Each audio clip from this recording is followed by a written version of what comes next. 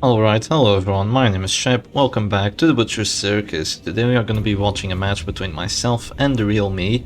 I was requested to make a new meta team, and I was requested to use the Occultist Vestal, the Plague Doctor, and the Hellion, while widely regarded as pretty much the four worst characters in the Circus, and I immediately ran into quite a decently meta team being played here by TheRealMe. I've played against him before, he's a pretty competent player, I believe he's Darkest 1 rank as well. And yeah, this is not a very good matchup for us because we're playing the four shittiest characters. I mean, the Vestal and the Occultist are a lot better than the Plague Doctor and the Hellion, but this setup is just, it is totally cursed. It is totally cursed, but I did try to make it work, and I did try to make it as viable as possible. So this Vestal here is gonna have both Dazzling Light and the Illumination against dodge characters, as well as having the how do you call it, the Tome of Fury to give her like an extremely high stun chance, as well as the healing skills, so if any character just drops a death door, she's able to heal them quite comfortably as well. And this Hellion is pretty much just going to be spamming that Yelp. What she's going to be planning on doing is, you know, between the Bone Vest and the Carnival Mask, she's going to be doing insane amounts of stress if that Yelp actually hits. While the Plague Doctor here is bringing the Volatile Concoction, as well as the, I don't know the name of the trinket, but it gives her move chance and a lot of stress dealt. And when she does decide to go Disorientating Blast, it could potentially cause a lot of pressure. Of course, the Cultist is just going to be spamming that Ceiling Spaghetti as usual, using the Fleshbound Grimoire, and the Monkey's Paw. He's going to have pretty decent amount of dodge actually, and he's going to be pretty much applying a lot of stress. Now my opponent here, I mean, he has a really, how do you call this kind of team? It's like a tough nut to crack kind of team. He's guarding that Antiquarian, he's guarding that Crusader.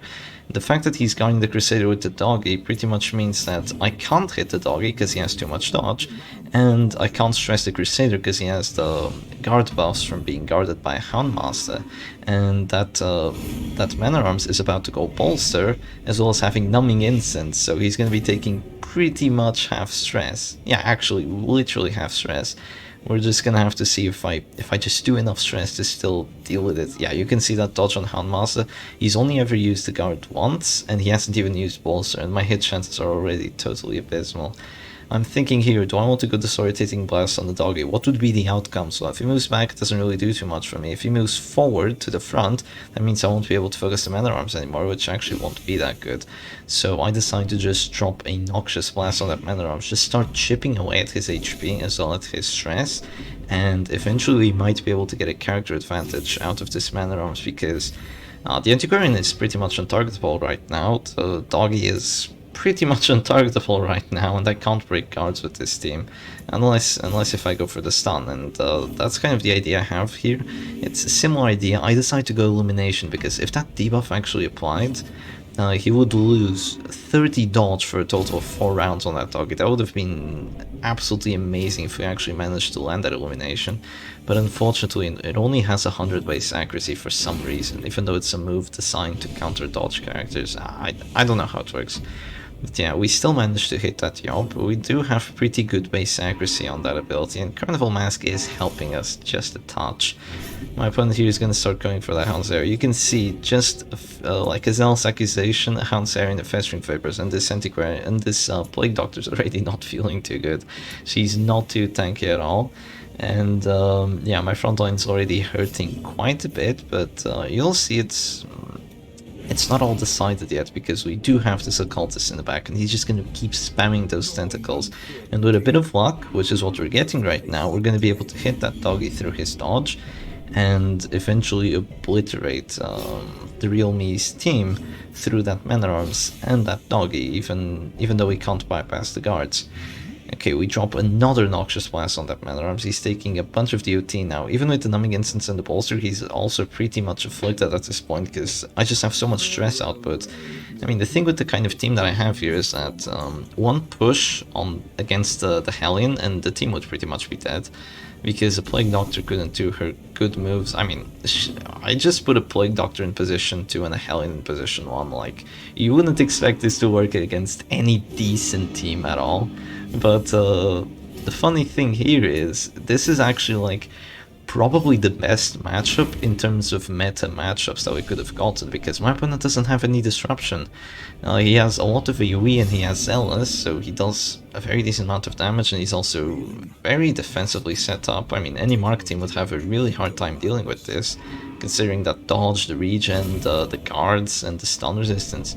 But a team like what I have right now might actually be even more efficient than something like a Halo comp or a really high power Mark team at this point, because he can't disrupt me, and even though he has a lot of minus stress taken, I'm still doing a lot of stress. So this is working out surprisingly well for us. It's kind of like the rock, paper, scissors that just exists in the Butcher Circus, because some teams are better at dealing with other teams. There's no like universal team that just has every perfect matchup. That simply doesn't exist. So here I noticed that that Man-at-Arms did drop the guard on that Antiquarian, so I am capable of just going for a Demon's Pull if I want, but I end up just deciding, yeah, you know what, let's just do more tentacles. I need to apply as much horror as possible, and that's gonna be the best way to do it. And if I get lucky by hitting that doggy, then that is totally awesome.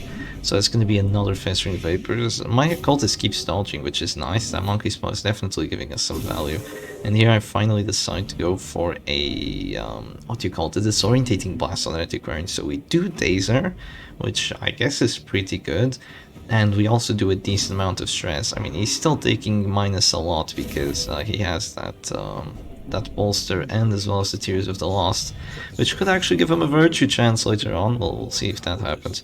But yeah, my opponent here just drops this Zealous, and this Plague Doctor. This Plague Doctor is not feeling too good, this Hellion not feeling too good. My Frontline is just being totally destroyed by that Zealous. And while I am doing some very decent horror to their characters, it's still not quite enough. I mean, they aren't in any real danger at the moment, while my Plague Doctor definitely is. You see me like swaying the mouse all over the place there because this Houndmaster actually went abusive. Not only is it giving him -5 accuracy, which definitely helps against that Houndsary, it also reduces his dodge by 15, so that's pretty much the best affliction we could have gotten there, because his dodge is, it's still pretty high, but man, it's a fraction of what it used to be pretty much. So here I'm kind of thinking, well, I could go Disorientating Blast. If it moves him back, what happens? If it moves him forward, what happens? I end up deciding that it would just be the best stress-dealing play, and since he's gonna drop to 0 anyway, I just want to do as much stress as possible, so just drop the Disorientating Blast. Though that was somewhat of a misplay by me, because I was planning on healing that Plague Doctor, but since I dazed that Man-at-Arms, that meant that Antiquarian could now act before the Man-at-Arms, even though she was dazed. So that was kind of an overlook by me, because when every character is dazed, then no character is dazed.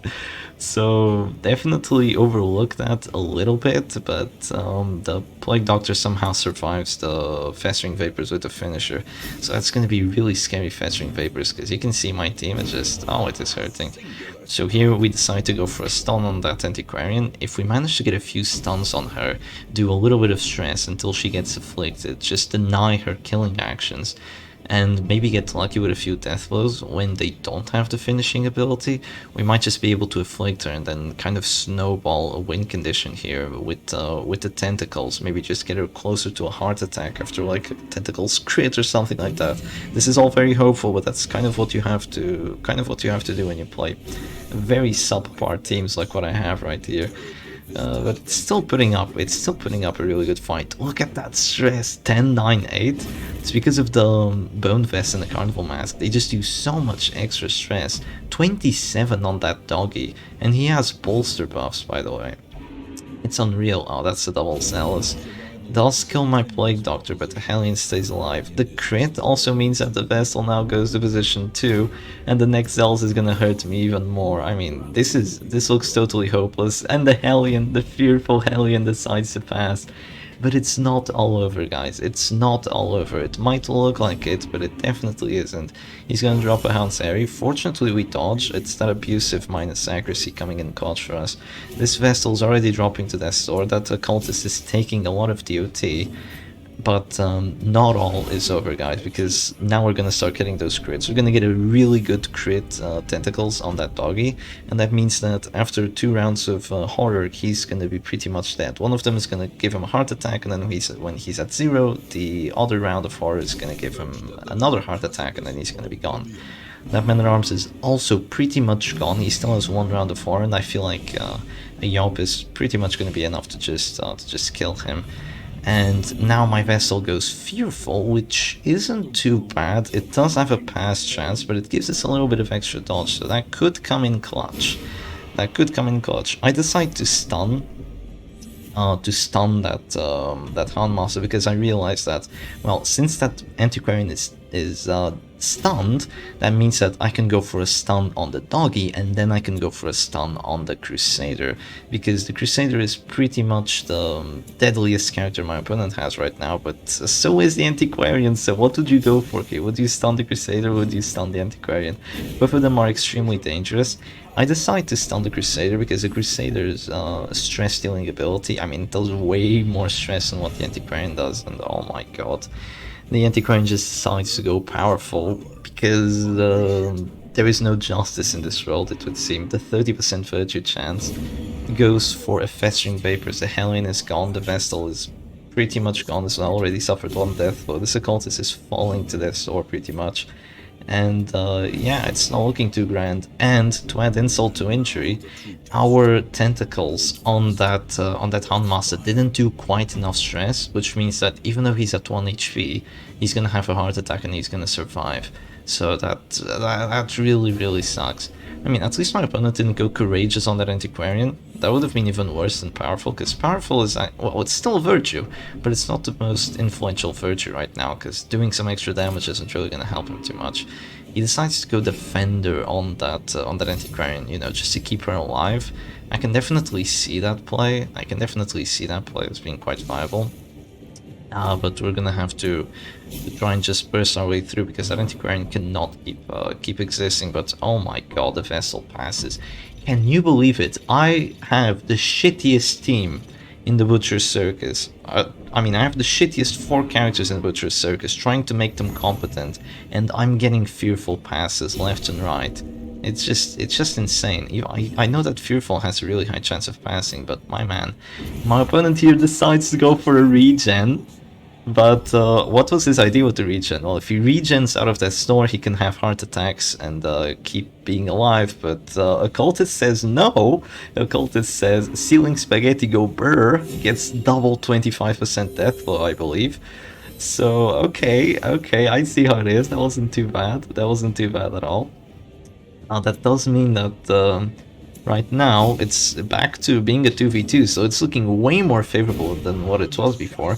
I do decide to go for a stun on that Antiquarian, because if she goes Festering Vapors, she's pretty much just gonna kill both my characters, so I can't really let her act. And if I decide to go for a pull, what would happen is that all the corpses are gonna be cleared, and then I won't be able to do a lot of stress with the Occultist anymore. So that's not what I'm gonna go for. You see that Fearful dodge on the Vessel actually coming into play? That Zealous actually missed, because my opponent has a pretty weird trinket setup on the Crusader. I mean, you can definitely see that even though he has a pretty good anti-stress setup, he was definitely thought out to counter mark teams and damage teams, because why does he have that Pitfighter's Helm and what do you call it, Standard of Glory? I'm not too sure. But onto that later. We managed to hit that Antiquarian for 3. We rolled for 2 to 3 on the Weakening Curse, even though we were at that store. We rolled for 3, which is just the amount she regened, and that means we actually killed her. And now the Vestal stays alive.